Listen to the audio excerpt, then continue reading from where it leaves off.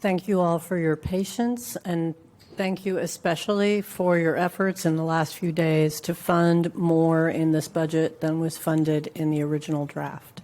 And I recognize all of our members who have taken a part in identifying and getting back into this budget the things that are now in here from the CIB. And I will say I've been scrambling a little bit with the draft from last night and then the draft from this morning to understand what those things are. But I do see that you guys are hard at work trying to cover the priorities that the community has brought you. So I want to start by saying that. Then I want to pivot a little to the fairly significant list of unfunded CIB priorities. And I say fairly, it's a significant list. Items that need to be funded at a higher level are funded at a lower level, and a lot of items are unfunded. So, for example, many of our members were interested in seeing not just a continuation of emergency weather funding, but ways to address the holes in what happens when we have a weather emergency in this town, and a lot of the work that is done by community-based organizations that don't get funding at all. People are buying things out of their own pocket. So you've had some proposals to add money for those items, and you've had proposals to increase what is now on the table. So I'm going to go where I know you all predictably expect me to, because I think there is a lot of, frankly, I think misunderstanding about the APD budget, where it is, and what it is that the city manager has put in it. So, for example, we have come to you and said a lot of these things can be paid for with asset forfeiture dollars. Now, I understand the city manager is saying that we don't know how to read spreadsheets, but there is an expenditure spreadsheet that tells us how much money has been spent this year from the asset forfeiture dollars. There are 4 separate asset forfeiture funds. And I do understand that there are some legal restrictions. They cannot be spent on staff. That's fine. There are many items on this list that are unrelated to staff and can be legally paid for from asset forfeiture dollars. That's an example. A number of many millions in here are transfer dollars that are being given and then will be transferred out again to pay staff in other departments. And yes, are they supporting APD too? Sure they are. But currently, and predicting forward, that line is underspent at APD. So we have a particular accounting problem with the APD budget. It is the only budget that cannot be reassessed at any future point. If we are not actually spending all the money that's in a particular line, we can't get that money back. Now, they could rearrange it within the APD budget.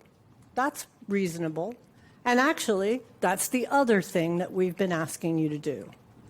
APD already moved roughly 20 staff people from one strategy to a different strategy. They did that as staff before we even came here today. There are new staff positions that could be funded using the existing vacancies on the civilian or the sworn side as appropriate in order to fill those things that are now kind of newly urgent. And I will go directly to the one that I know the most about. The funding for Kroll positions. We don't have any accountability for that. We have been 5 years waiting for the police department to reform its curriculum. We have been really putting resources into that. And there doesn't seem to be a requirement by the city for new money for the police department that it be accountable to the change that this city has been trying to make there. And I want to point out, ironically, as we are standing here, as I am standing before you right now, there is a hearing at the courthouse over the question, has APD been withholding evidence in criminal cases from the DA and defense attorneys since 2020. I am getting minute-to-minute updates from that hearing because this is huge. Now, maybe it's not as huge as it sounded from the headlines. I don't know. We have a lot still to learn. But what it shows us is that a lack of transparency, a lack of accountability, and a shroud of secrecy around the documents that APD collects has not gotten us any better. We don't appear to be better. We are giving them more. And going back to kind of where all this started, this was not about cutting, and is not now, about cutting sworn positions. Even back in the day when you all very bravely decided to put a halt to a cadet class, you did that because after 2 years of trying and directives and being very specific and trying to get APD to change its curriculum, they simply hadn't. The chief then had dug his heels in. There had been nothing done. And so you said, okay, well, the only thing you care about is this cadet class, so we're going to see if this will get it done. And by God, before you even voted, a process was put in place to start changing the curriculum. And then, out of sight, out of mind, it didn't really get changed. So we have a department that has some intractable culture problems. It has such deep culture problems that we aren't going to be able to solve the staffing problem. 2 days ago, I received detailed staffing information from APD, every separation and every vacancy. I didn't have time to do the full analysis that I will do and bring to you, I promise. But top line, it is very clear that the biggest problem we have is attrition from the police academy and followed by attrition from those first years. If you include the attrition from officers who graduate successfully from our police academy and don't make it through their first year before they quit, the attrition is insupportable. That was why we needed to fix the police academy back then. It was always about the attrition. So all these folks who are here to support the police, that's fine. But they're not going to get one more boot on the ground.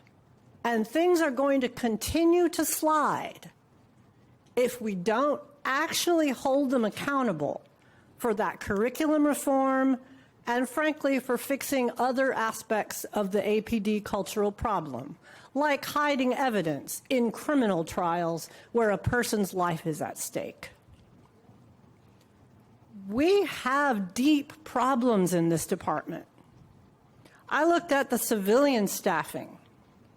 We have 150 separations in the past two years from the civilian side, and of those, an incredible 60 were from people who took a job at APD and left almost immediately.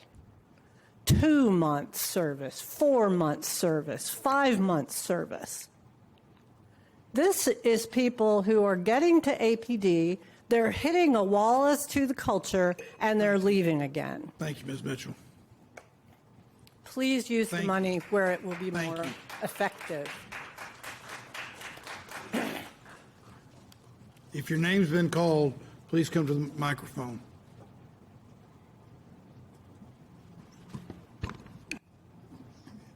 Come ahead. If your name's been called, I'm